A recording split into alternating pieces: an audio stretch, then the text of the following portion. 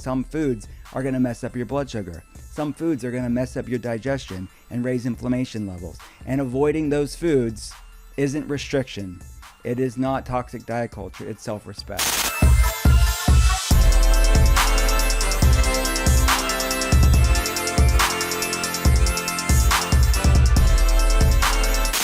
Can mental and emotional stress cause diseases and even suppress our ability to lose weight?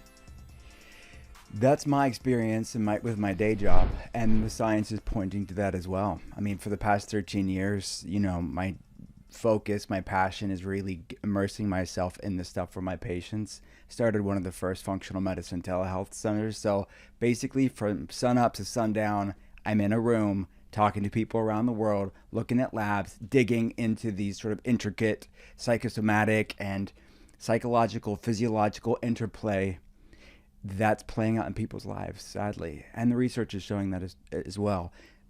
Researchers exploring things like chronic stress and shame and trauma, and how these mental, emotional, even spiritual things are literally being stored in the cells, impacting methylation, impacting epigenetic interplays, and how inflammation is expressed, how the gut-brain axis is expressed, how the nervous system's hypervigilance is expressed.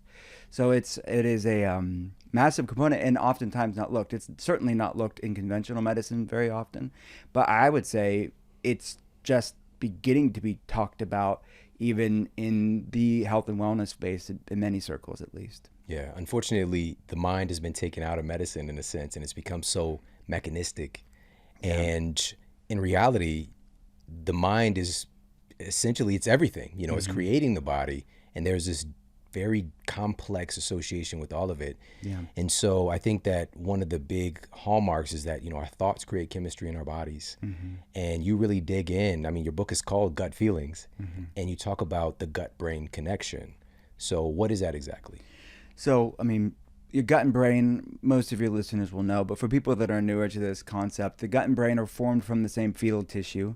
So when babies are growing in their mother's womb, they're formed from that same fetal tissue, and they are inextricably linked for the rest of our life through what's known as the gut-brain axis, or the connection between the two. We know 95% of serotonin is made in the gut, stored in the gut. 50% of dopamine is made in the gut and stored in the gut. These sort of feel-good, pleasure, happy neurotransmitters. And that's just one aspect of it. Then you think about 75% of the immune system's in the gut. Inflammation is a product of the immune system. So most issues with the brain have to do with inflammation. So both from a neurotransmitter synthesis standpoint, and the crosstalk between the gut microbiomes and the brain, and the metabolites they produce to do so, to the inflammatory component. I mean, there's a whole field of research known as the cytokine model of cognitive function. Cytokines are pro-inflammatory cells. How does inflammation impact how our brain works? How does inflammation impact mental health? And that's this book is born out of what I get to talk to people on an hourly basis. And I just know there's a massive sea of people that are falling through the cracks of conventional medicine, doing everything their doctor's telling them to do, and they're considered treatment resistant, right? And they are left to be their own doctor, their own health advocate in many ways. And I think, and I'm sure you agree with this, I'm happy that we're normalizing the conversations around mental health and mental health care. I'm happy that we're normalizing the conversations even around autoimmunity. But in many ways, in the conventional mainstream world, it's, in my opinion, incomplete conversation, because you really can't talk about mental health until you realize that mental health is physical health. Yeah. And our brain is a part of our body just as much as anything else. And we like to relegate mental health as sort of this abstract, quote unquote, chemical imbalance, which is flimsy science anyways, but to really ignore the inflammatory component and ignore the gut-brain axis component largely, these people are left to fend for themselves. Yeah. Thank you for sharing that, because mental health and brain health are really synonymous. Yeah. But, it seems very ethereal. It seems kind of abstract when we talk about mental health. Yeah. But in reality, again, this is all of our thoughts create chemistry. And you just mentioned something so profound, which is so much of our mood altering chemistry is located in our gut, right? And so we have this perception again, like all of our stuff is happening up here in our heads. Yeah. And I think this is a result of, obviously our senses being up here, but the gut has been called the second brain, the enteric nervous system. You just mentioned serotonin and dopamine, and there's so much more. Melatonin is a huge hub happening in your gut. You have these enterochromaffin cells. And so what we're putting into our gut inherently is going to affect our mood, our perception, our mental health, right? And so this brings me to the question, what made you title this book Gut Feelings? Is this like a double entendre? It is. So a large part of my job with my patients is education and empowering people to give them agency over their health. So I have a lot of time to think about communication and how it's going to land with whether it's the health aficionado, that's mostly my patients, like the super savvy, erudite person that listens to your podcast, that reads all the books, that's immersed in the scientific literature, but to sort of meet people where they're at, those people. And then the person that's like, okay, I'm confused and I don't know what to believe because Dr. Google is sort of this endless vortex of conflicting information. So Gut Feelings has different layers from my standpoint as the writer. It has ancient origins, that term, right? Gut feelings, gut instincts, the butterflies in my stomach.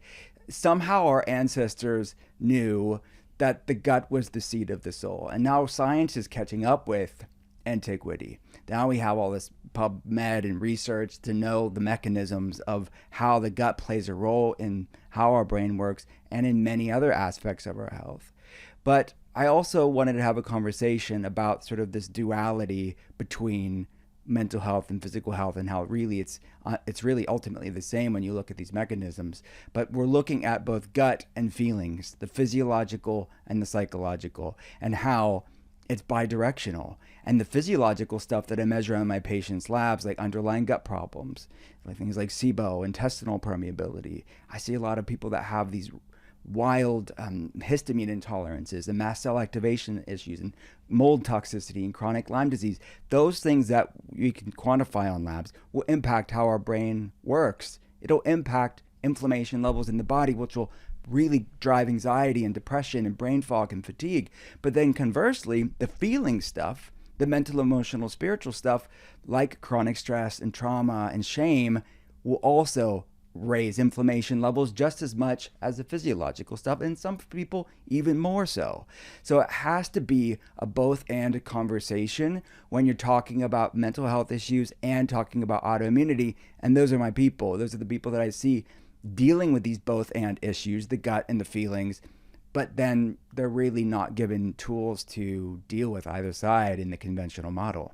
Yeah. Oh man, this is so important. I really hope that people today, they have a true shift in their perception, because when we're really going to dig into this more and more and more in this episode, but I said this earlier, your thoughts create chemistry in your body. And to acknowledge the fact that we can think our way, essentially, feel our way into sickness. We have these like general ideas about that, like, if somebody's really angry, maybe they have high blood pressure, that kind of thing.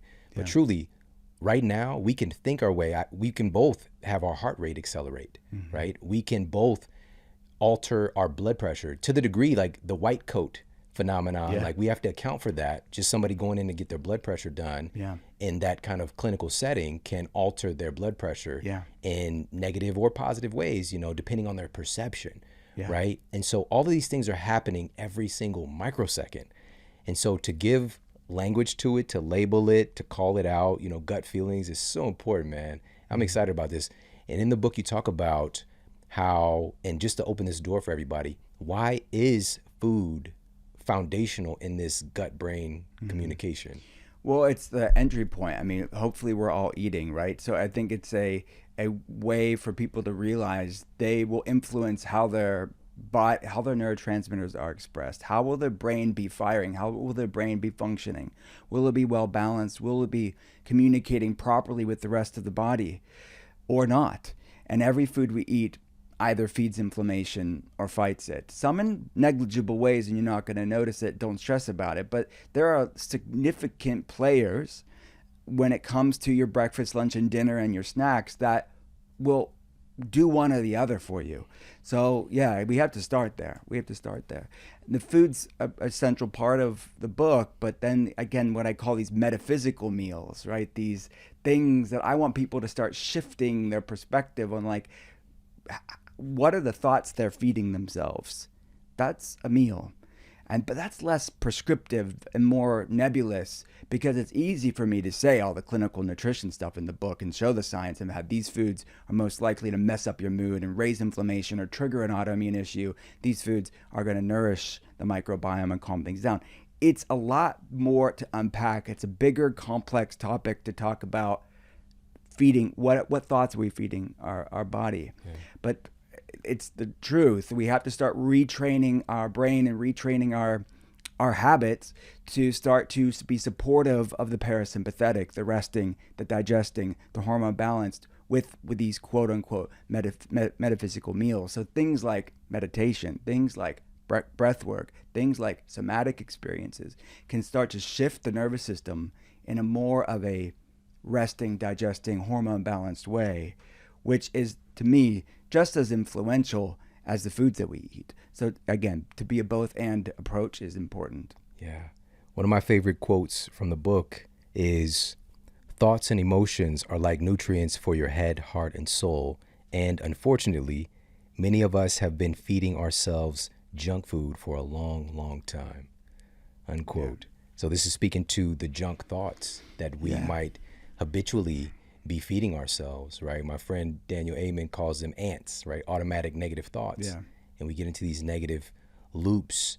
And my argument, would just say, like, my old self hearing this message from you would be like, this doesn't make sense when we're talking about your thoughts affecting your biology, your metabolism, because how is this influencing your health outcomes if your thoughts don't have any calories?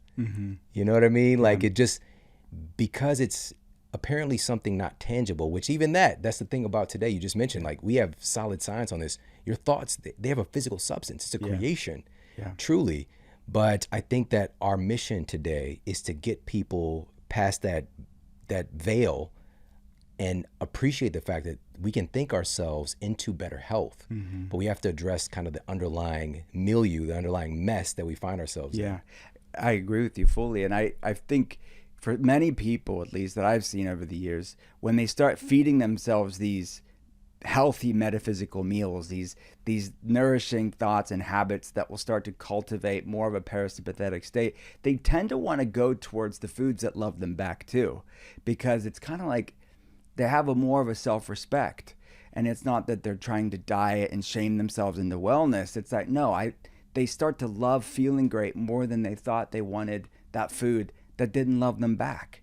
And that's sort of the paradigm shift. But look, some people, the entry point for them to start reclaiming their health is the food.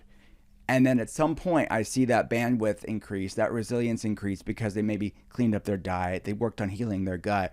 Then they're, okay, this meditation stuff, this breathwork stuff, this somatic stuff, I can handle it now.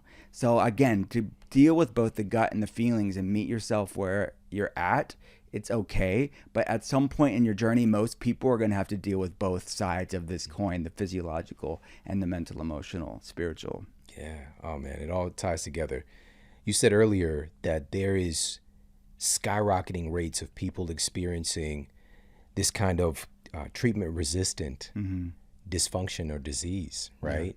Yeah. And with that, also having a greater manifestation of more like it's labeled as idiopathic, right? Yeah. We don't know what caused it. There is no cause. It just happened, right? Which abandons basic tenets of science, by the way. But the thing is, every single thing in our universe, there's a causative agent, right? We have this kind of cause and effect phenomenon. But now that we're seeing this, the way that we've been looking at things not working to this degree, now it's time to address something that not only does this work, and you've seen this with your patients, on a daily basis, but it might be the most important thing. Yeah. And so my question is, let's talk about some of the top psychological disruptors to this gut-brain connection.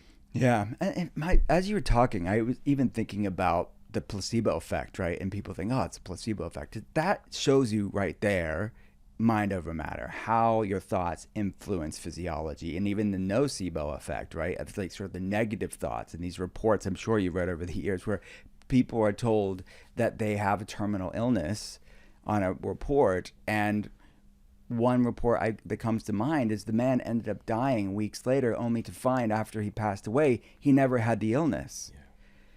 That's in conventional journals.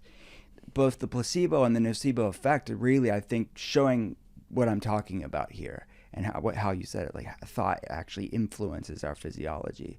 And so the biggest, the way that I put it in the book, chronic stress is sort of the ultimate junk food, but it is this sort of insidious thing because the human species wouldn't be here without some resilience. And, I think in some ways we kind of lack the resilience that our ancestors had.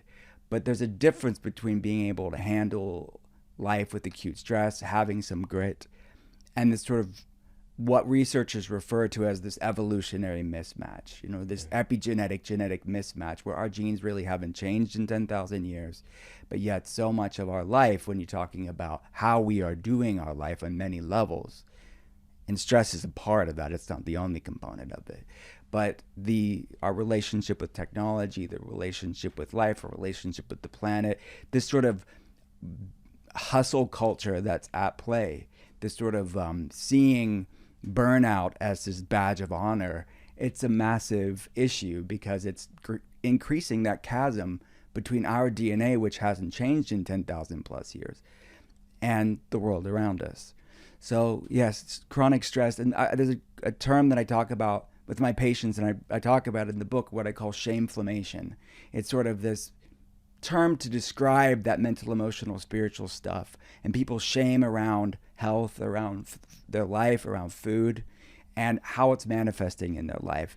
So part of the book, I really wanted to tackle the topic of what's labeled as diet culture, and more pointedly that toxic diet culture, and this sort of polar opposite of quote unquote anti-diet culture, and really just giving a functional medicine perspective on both sides.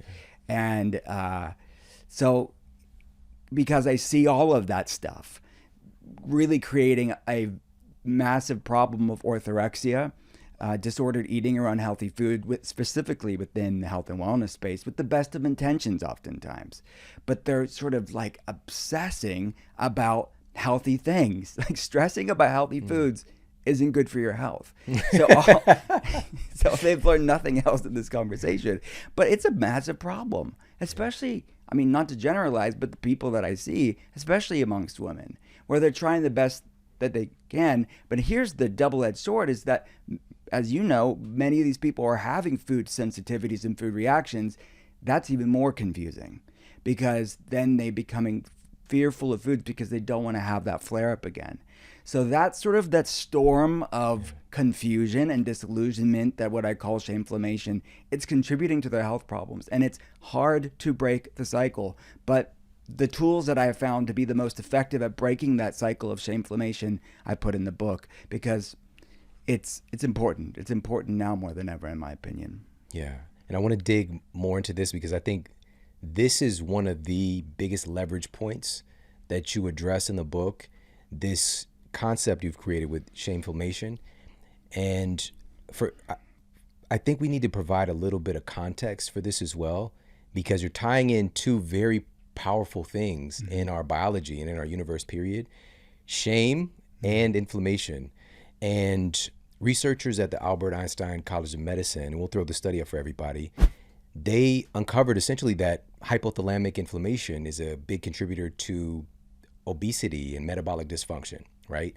So this inflammation in the brain, specifically in the hypothalamus, so this kind of master gland, it's like regulating our body temperature, how our bodies are processing the calories we consume, a vast variety of things, and kind of synchronizing, the chronobiology, all this other stuff.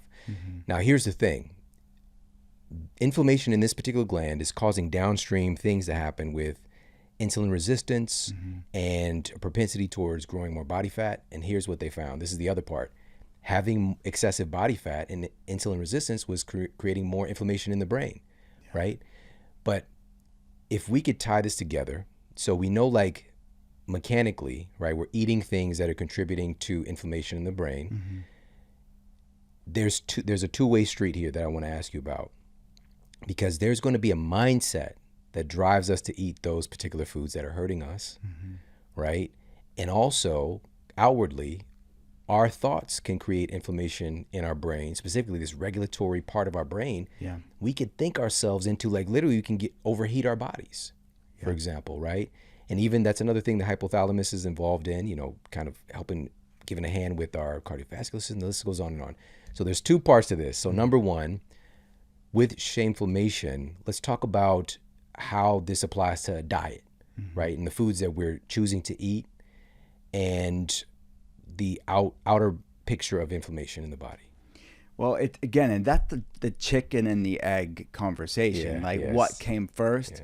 And I could think of countless of cases where, for one, it's going to be more the mental, emotional stuff that's going to impact more of the physiological. And then for other people, they don't really have a lot of trauma and shame or chronic stress in their life. And they'll say things like, I don't have anything to worry about. And we measure things, what's called like an ACE score, an adverse childhood experience score, which research shows the higher the ACE score, things that happen in our childhood, like physical abuse growing up, sexual abuse growing up, alcohol, drug abuse growing up, the more your ACE score is higher, we're more likely to have these metabolic issues like type 2 diabetes and autoimmune issues and hypervigilant nervous systems.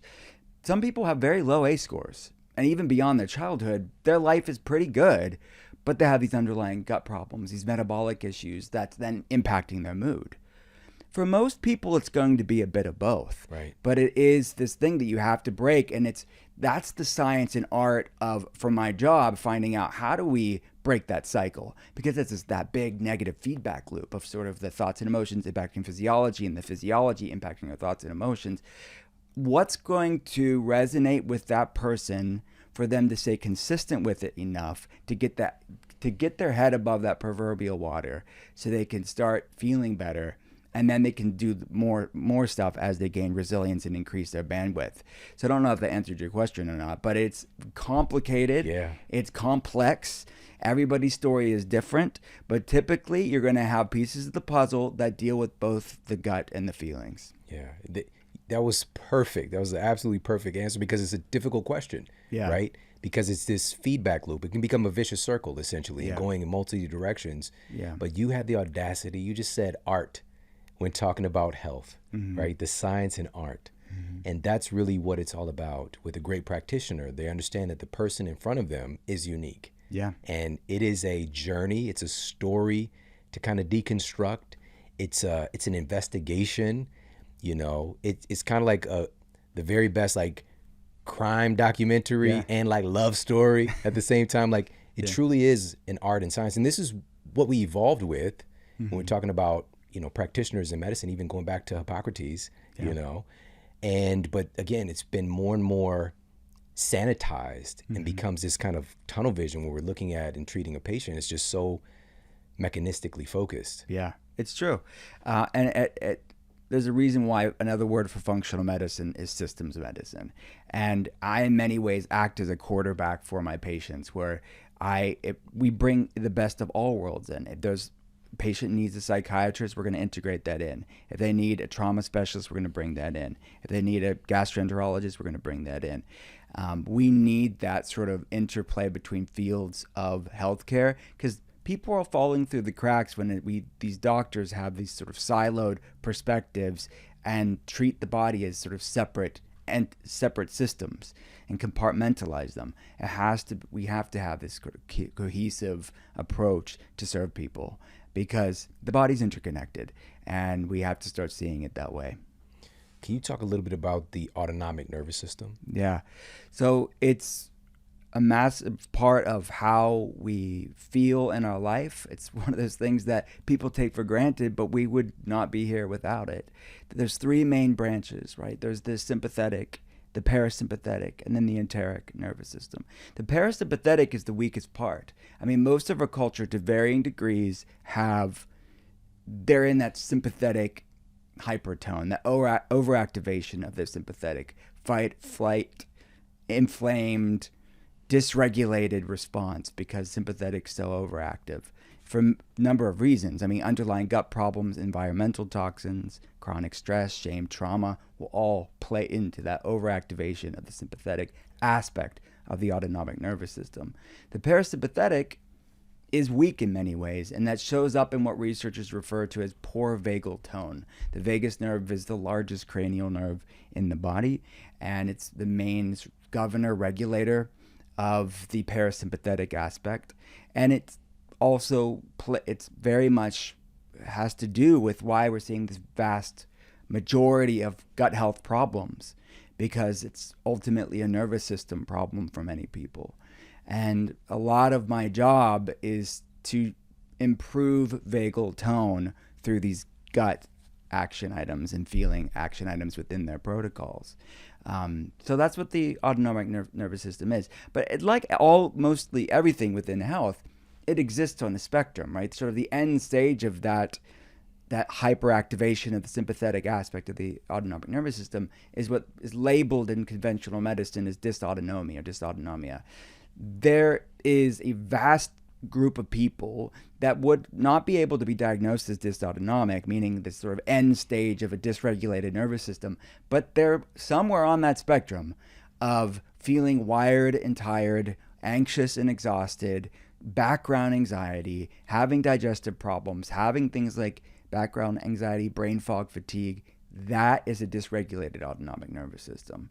And it's something that people don't have to settle for. But how many people do we know that just feel like that's their lot in life? Like that's how they are. They feel like they're broken and they're just stressed, but they're really living with a system that is healable and overcomable and reversible, like optimizable. And that's what breaks my heart. It's like life is so short. Even for the people that live the longest, life is so short. And people settle for these states that are not actually who they are. Yeah. And to deal with that today, we often turn to things to get a temporary relief, essentially. And you point out that this could be exacerbating the problem.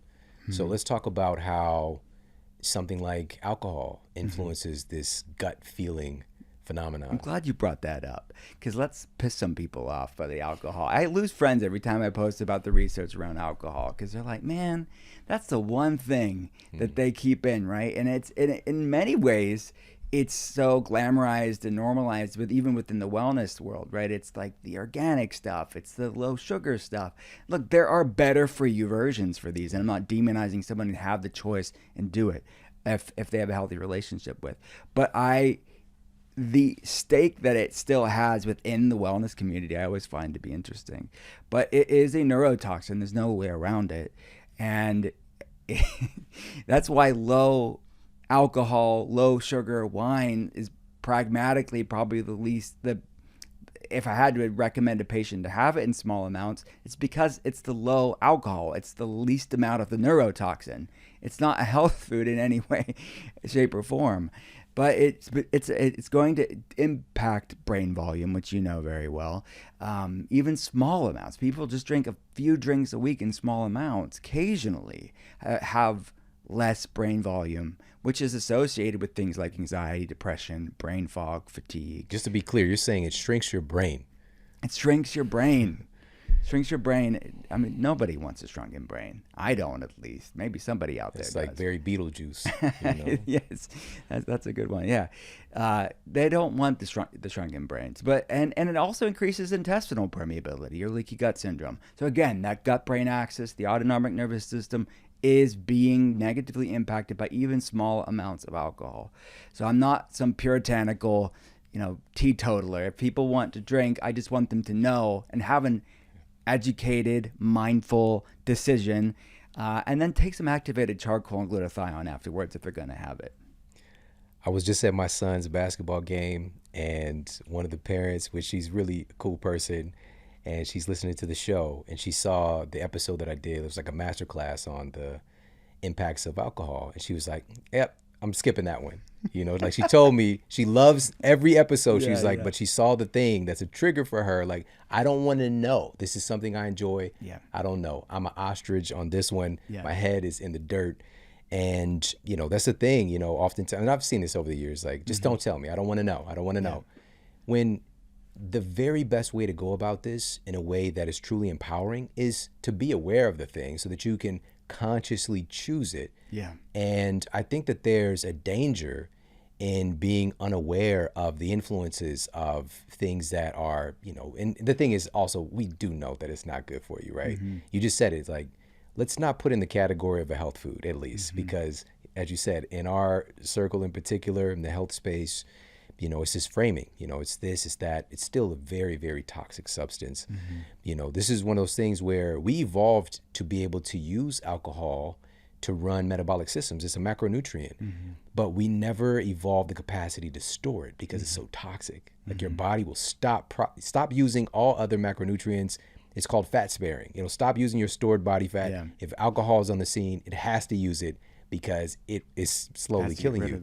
But we developed the capacity to use alcohol from eating, you know, we're talking millions of years ago, human ancestors, fruits that had gone bad, you know, things that have fallen to the jungle floor, the, you know, the forest floor, and to be able to make the most of it. Today, we don't have to do that. We don't have to do that.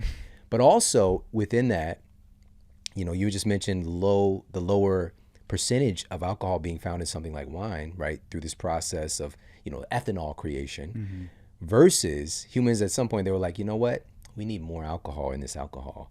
So then they came up with distillation, right? To increase that percentage of alcohol, making it more and more toxic. Just smaller amounts really can mess you up or get you into the state that you're looking for.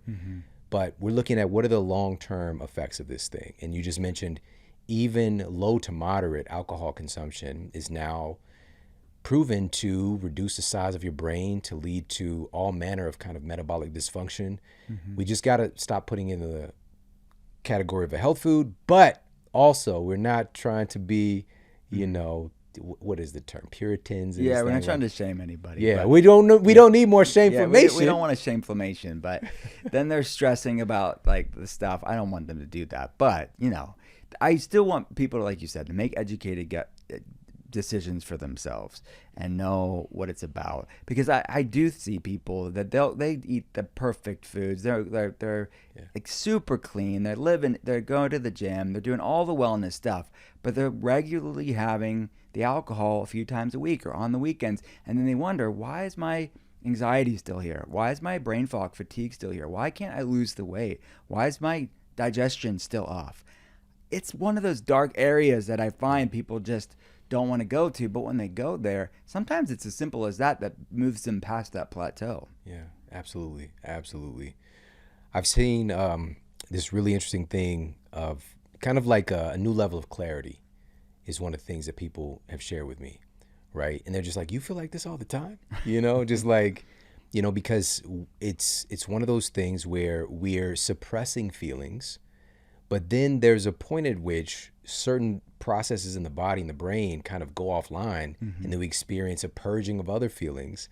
But maybe, as even as I'm saying maybe, I'm meaning very likely, not in a healthy way, where we're actually consciously processing the things that we're holding on to, which brings me to one of the things you talk about is trauma, obviously, you know, and the things that we've been through in our lives, but it's deeper than that. You talk about intergenerational trauma.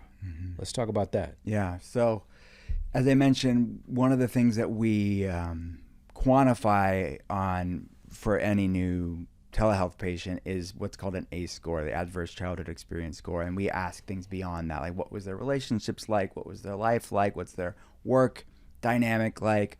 So both past and current life situation stuff will get a cumulative idea, will give you a cumulative idea of what your trauma looks like. And then put that in context with, is it playing a role in your health today? And we know that people that have these higher trauma scores, again, are more likely to have these hypervigilant nervous systems, inflammatory states, and more prone to have metabolic issues and autoimmune issues. So that's that. But for many people, and research is now showing this field of intergenerational trauma or transgenerational trauma is things not just that happen to us in this life, but our ancestors' life. So back to 2, 3 generations and beyond back. Most of the research is done on a few generations, but I have no doubt it's more than that. And the two sort of geopolitical, historical things that have been looked at is a Ukrainian man-made famine in the early 20th century, done by Russia. Joseph Stalin basically was killing and mass genocide of the Ukrainian people. Nothing new under the sun. The Ukrainian people wanted independence, and that was their move against the Ukrainian people. And researchers looked at their descendants 2, 3 generations down and found these methylation SNPs, these genetic variants that had to do with how your body handled neurotransmitter function and inflammation and detoxification pathways, and found that they had the same variants passed on through generations, and it was expressing, it's sort of like a genetic heirloom donated in the form of a anxiety or an autoimmune issue or a metabolic issue of what happened to great grandma. And similarly, researchers are looking at descendants of Holocaust survivors as well. So this can be sobering because it's like, okay, people feel like they're screwed, right? I have enough trauma in my life. Now I have to worry about my great-great-grandmother's trauma. But, as I say in the book, and I'm telling my patients all the time, just as trauma can be inherited, literally stored in your cells, so can healing. Yeah. And I see people breaking the chains of dysfunction, the chains of disease, the chains of hurt and pain all the time, and heal not only themselves, but heal their children and their children's children and generations that they'll never get to meet by having agency over their health today. And some people are dealt horrible cards in their life. We can't change that, but we can change what we do with it. And that it's heavy stuff, but there's so much redemption when it comes to, like, there's an old proverb, it's like, out of the most, like, the heaviest darkness has the biggest propensity for light. And I see that in my patients' lives all the time. Yeah, man. Thank you so much for sharing that. Because again, it could be another thing where we get, more shameflammation, worrying about, the historical stuff, our ancestors and whatnot. And, it's so fascinating today. But the thing is, even as I'm about to say this, I'm very much well aware, and I think we are just on a very simple basis, that our genes are getting passed on, right? Mm-hmm. But we always put that in a disempowering way in our culture. But our genes are getting read a certain way as well. It's not just the gene itself. There are epigenetic influences on how genes are getting read and how they're displaying in the cascade. And then we're passing that data on, because truly it's like a handing off of a baton. Yeah. To see our offspring be more adapted to a world and to be able to survive and keep the species going. So we're passing on that data, like, this is what's going on right now. Yes. We pass this data on so that you could survive better in this climate, right? And so there's some great examples that you just shared. There's another one, it's a mouse model. And this it's so cool. I did a guest lecture a couple of times for the neuroscience department at NYU, and Wendy Suzuki is there. And she shared this data with me early on, and we'll put a study up for everybody. But what they were doing was essentially exposing these mice to abnormal stressors, right? And they were seeing that these stress adaptations that were leading to dysfunction were then passed on to the offspring, like literally next generation, even, the generation after that was still carrying those genetic kind of alterations, right? But now here's the thing. So they're carrying on this distress trauma, genetic expression, but they found that even after multiple generations of trauma expression, by exposing that next generation of mice to a nourishing environment, to more safety, and what she said was kind of like a Disneyland, right, for the mice to be able to be in a place that has plenty of activity and nourishment, all the things, that genetic trauma alteration changed to more of a positive, healthy expression. And then that got passed on to the generations after, right? Yeah. And so again, we can logically detect that this is happening for us as a species. This is how we got here. Yeah. But we have to take it in our own hands today to start to create a nourishing environment internally and externally around us. But we're talking today about internally and gut feelings. So let's dig more into this. And I want to talk about, man, this is a tough one. Toxic diet culture. So how does your gut feelings plan, in your book, how does this address this kind of strange, toxic diet culture that we have today? So, well, I'd love to get your thoughts on this too. But so, this is a sort of an important part of the book. It's basically a chapter of the book of tackling this because it's so intertwined to this topic of gut feelings. When I mentioned the orthorexia and sort of the complex nature of what's going on here, and when you're talking about inflammation and anxiety and depression, the people that I see here. And I don't think anybody's going to argue with the fact that there's toxicity within quote unquote diet culture, sort of shaming people and have this basically eat less, work out more, and starve yourself. The classic 20th century thing that's still going on today and marketed to people. But then there's this rebound response of what's known as anti-diet culture. And just like with most things, it's sort of like the response isn't the complete polar opposite. And those people, and I have a very raw conversation in the book, I just tend to ignore basic nutrition logic. And they're confusing my people. They're confusing the people that are struggling with autoimmune issues. They're confusing the people that have anxiety and depression and metabolic issues. People that have insulin resistance are now confused because of this what I would call toxic anti-diet culture. Because they're telling them things like there's no such thing as a bad food. And eat intuitively, and people are bound by these insatiable cravings and hangriness, and they are mistaking their hangriness for their intuition. And they message me on Instagram and they say, I can't even say this publicly because I'm a part of this quote unquote intuitive eating, this quote unquote body positivity movement, but I know these foods don't love me back. And it's this toxic tribalism, really, that's what's going on, are leaving a lot of just everyday normal people really confused because they know toxic diet culture isn't good. Like shaming your body into wellness is the antithesis of sustainable wellness. But then the opposite, there's just some basic facts that some foods are going to mess up your blood sugar. Some foods are going to mess up your digestion and raise inflammation levels. And avoiding those foods isn't restriction. It is not toxic diet culture. It's self-respect. And it's really empowering people to be their own N of one experiment. What does your body love and what does your body hate?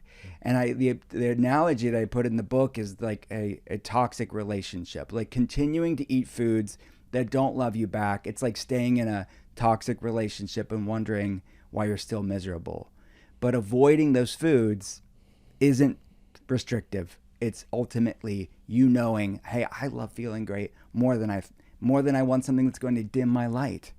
And that's the paradigm shift that I want people to have, or what I call in the book food peace. It's this third way that I think is a middle ground of not diet culture, anti-diet culture. It's using the latest science and clinical nutrition facts that we have about foods and focusing on the things that love us back. And so it's going to probably piss some people off in the anti-diet culture, but I think it's an important point. And they probably are going at this, as with most things, what they say, the road to hell is paved with good intentions. I really feel like they're hurting people that are confused too, that have, because of social media, a loud microphone to talk about through their hurt. But ultimately, I think they're adding to more confusion out there, more food confusion. Yeah. Wow. Man, this is so powerful. So powerful. The thing about social media, it's wonderful because everybody has a voice, and it's absolutely terrifying because everybody has a voice, Yeah. But that's the thing. It's just, even as I say that, it's polar opposites, right? But most things are going to exist somewhere in the middle, right? And you just said something so profound, which is we tend to swing right to the other side of the pendulum. So we are literally the sickest society in the history of humanity today, right? Highest rates of obesity, cancer, heart disease, depression, everything is at epidemic proportions. We are f***ed up. And instead of addressing that, we swing all the way over here. Body positivity, everything is just fine, right? Now, the reality is it's in the middle here for a lot of things, which is we don't want to hate our way into better health. Yeah. But if you're unhealthy, you're a ticking time bomb for pain and suffering. And to just say, everything is fine how I am, and I'm experiencing a state of obesity and high blood pressure and inflammation and all these different things. I'm insulin resistant right now. I'm not type 2 diabetic. I haven't been diagnosed yet. So, I'm straight, whatever it is. In reality, it's not just hurting us as well, because this is supposed to be a movement about compassion, right? We're going to inherently be hurting those who care for us. We're inherently going to be hurting our communities and society at large because we're going to be restricted in giving our gifts and expressing joy and happiness and all the things. We can have those temporary ideas we tell ourselves, but in reality, we can have both. You don't have to be this, what society deems to be this picture perfect, aesthetic body. We're so beautiful and dynamic and diverse. Let's celebrate that, but let's also celebrate health and how to care for that, because there are very specific rules to this reality. Like, we're operating in this unit. There's gravity. As much as I might want to not be about it, what I'm saying? If I step off the building, I'm gonna fall. Right. And it is. And so we know that, for example, real food is a hallmark to creating real healthy cells. But the majority of our diet is ultra processed foods today. Yeah. So it's true. I mean, and like you said, it should be a both and thing. Like, loving yourself today doesn't necessarily mean you have to accept where you're at today. And it's the back cover of this book. You can't heal a body you hate, but ultimately it has to be born out of self-love and self-respect. And even if we all ate the same way and ate the quote-unquote perfect diet, which doesn't even exist, even if we did all the same good things, we still would all look different, and that's okay. Just to echo what you said, we're still going to all look different, and that's true authentic body positivity. But there's nothing positive about metabolic disorder. And ultimately, I want to love people to that higher place. This is a good segue into why mindfulness is so important to our wellness practices. Let's talk about It's true. And that's one of those metaphysical meals. Like, basically in the book, I put together a protocol of basically 42 of my sort of top things, and every day they can sort of explore which ones resonate with them, because they're not going to do all 42 all the time. But these are the ones that the research is the most exciting to me, and what I've seen clinically, like on the ground, to be the most effective. So every day there's going to be a gut action item and a feeling action item. And on the feeling side of things like mindfulness, and really getting granular on what types of meditation are shown to be supportive of nourishing that autonomic nervous system, of strengthening that vagal tone, and bringing down that hypervigilance, and in turn, that inflammation. So we talk about body scans and box breathing and mindfulness meditation and breath work, like holotropic breath work, and even beginner types of breath work, to really be supportive of that parasympathetic, all the way to talk about somatic experiences like dancing and drumming, and people, even yoga and tai chi are considered somatic. All of these things are what I call in the book acts of stillness, supportives of the parasympathetic. And then some people say meditation's not for them. Typically, those are the people that need meditation the most. But there's other entry points of meditation, like even forest bathing, which I know you know about. But Shinrin-yoku is how it's the Japanese term that literally translates in English as forest bathing. And it sounds like another weird thing that we do in wellness, like we're taking a bathtub out in the middle of the forest and getting naked in a bath. But it's not. It's using nature as a meditation. It's using nature as a medicine and a meditation. And maybe sitting in a lotus position isn't where you're at right now. Maybe you're so dysregulated that that's uncomfortable for you. So start off with forest bathing, or one of these other practices, one of these other feeling action items that I talk about in the book. But they're all essential. These are metaphysical meals. They should be treated like you treat your breakfast, lunch, and dinner, because it's a practice just like anything else. And none of us are good at it, which is why it's a practice. So you have to stay consistent with it. Just like you'd go to the gym and go to the gym one time and say the gym didn't work for me. No, it's going to take time and get some weeks and months and years under your belt to start to see the fruition of these parasympathetic practices like meditation and different schools of it. Yeah, yeah. And these are all things that our genes expect us to do. When you just mentioned forest bathing, these like nature inputs, Yeah. right? It's so weird. Even as I say this stuff, it's like nature's out there, you know, we're different, we're separate from it, but we just made it up, you know. We can pretend we're kind of like less hairy beavers. Like beavers build dams, like we build buildings. We're just making stuff, and this stuff is from nature too. Yeah, I think that should be the title of this episode: "Less Hairy Beavers." How to be a less hairy beaver. But then there's also another less hairy. Never mind. That's a whole other book. That's book 5. Double entendres, man. Less hairy beavers. All right, so. Now, with this being said, you know, these are things that our genes expect us to have these exposures. This is why we experientially, when we are around a body of water, right, near the ocean, the lakes, rivers, that kind of thing, something happens. There's a shift. That autonomic nervous system has a tendency to shift over to that kind of parasympathetic vibe. Mm-hmm. And the same thing holds true with, you know, being in a park or just, you know, trees, all these things. These are signals of safety that our cells are getting, right? And if we're not getting those exposures, like our genes are craving something that they're not getting. Like it expects this thing. So what's going to happen? We're going to manifest dysfunction. And it would normally guide us to those things through our evolution, but today we can suppress, right? We can drink, we can watch, distract ourselves, you know, right? We're living in the greatest time of distraction. Yeah. And so you're getting us back to what matters most. Yeah. And this internal regulation. So would this mindfulness fit under that umbrella of like metaphysical meals? Yeah. That you talk about?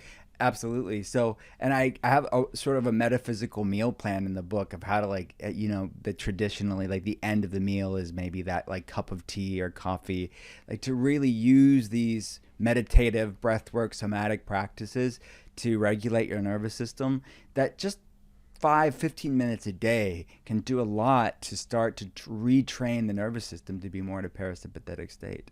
So yeah, I think it's funny, like even I'm excited that the researchers in Japan and South Korea are looking at things like forest bathing as a way to modulate the nervous system and inflammation levels in a positive way. But ultimately our ancestors would just call it life, right? Like they wouldn't have a term for it. It's just like, but we're decreasing that chasm between genetics and epigenetics by going and doing these things. We're so weird. We are so weird. We need the double-blind placebo-controlled trial to just show us what our ancestors would have known all the time. Yeah, and the thing is too, we have this information. It's been passed down generation after generation, you know. But then we're just like, you know what? That give me some Flintstones vitamins. You know, like that's how you. That's the key to health. I want that quick dopamine hit of that FOMO-inducing content on social media. I mean, it's designer. It's designed to be that way. Let's talk a little bit about, in this vein with our nutrition. You mentioned earlier about the fact that we are in many ways. So again, I'm struggling. You have me thinking like so chicken or the egg. When you said it earlier, it's like, man, like which thing comes first? But, you know, in some ways we are more resilient than our ancestors because of all of these crazy environmental stressors that we are still living through. Like we're still making it. We're incredibly resilient species.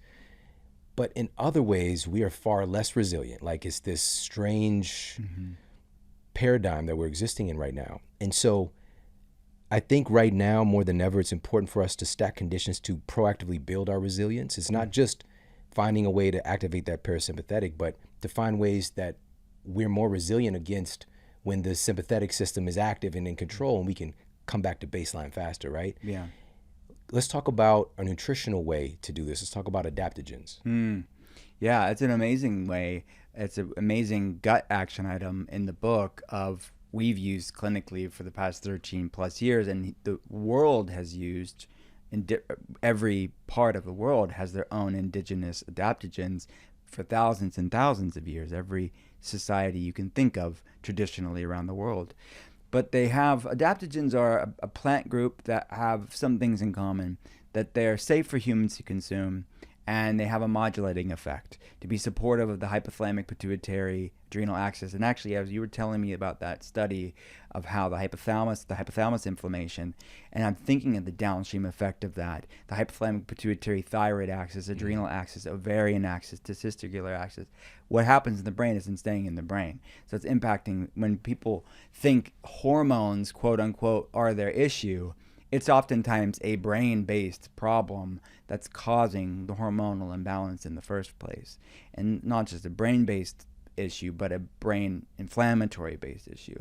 So what these adaptogens tend to do is they have a balancing effect, supporting the brain to communicate with the rest of the endocrine system, the hormonal communication lines. And many of them have been shown to have an anti-inflammatory effect as well, which I would assume it's part of their protective benefits. So things like ashwagandha is probably the most well-researched known. It's been used in Ayurvedic medicine for a long time. Tulsi or holy basil is another one that's used in Ayurvedic medicine for a long time. But you look at all different types of ginseng, like Siberian ginseng's been used for a long time.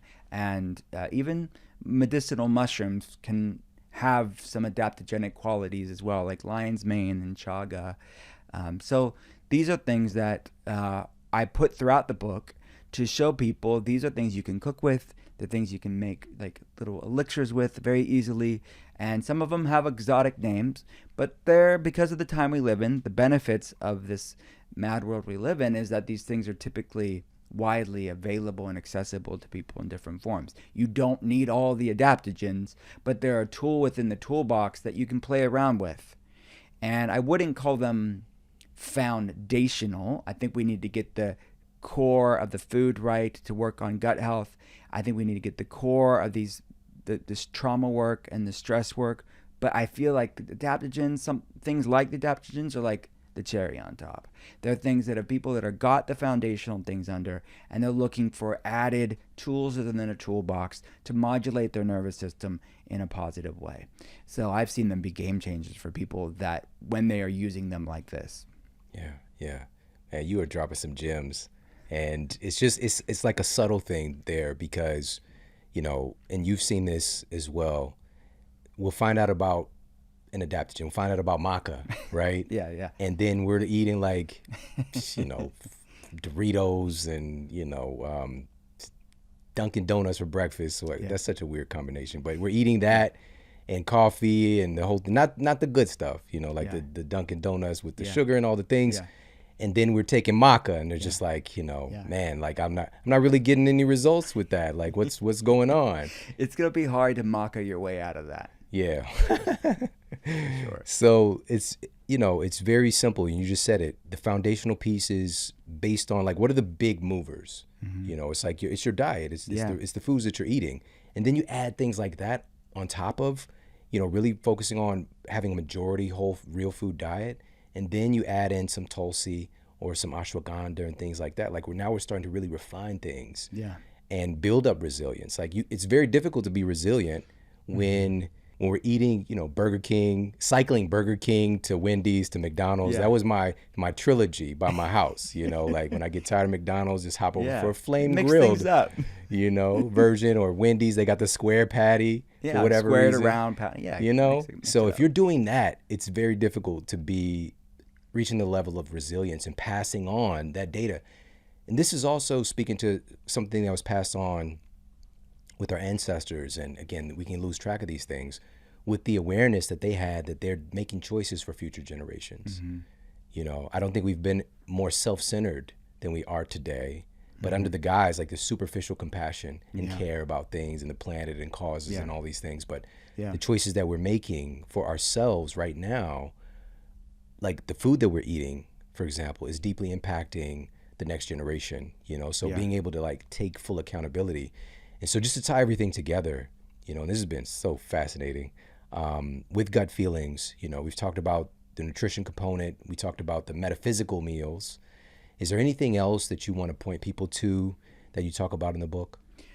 Well, I think we covered the major tenets of it, but what I wanted to do in the book is really infuse a grace and a lightness back into wellness, because I feel like sometimes, again, I biohack with the rest of them, but I think context around these things matter, because we can have amazing tools within nutrition, we can have amazing tools within wellness and exercise and biohacking, but they become a shell of themselves when we lose the why of why we're doing this, and we can get lost in the weeds. We can start off with the best of intentions, like I say, but end up in hell, because you're like, you're now stressing and shaming yourself with tools that are meant to bring life to you.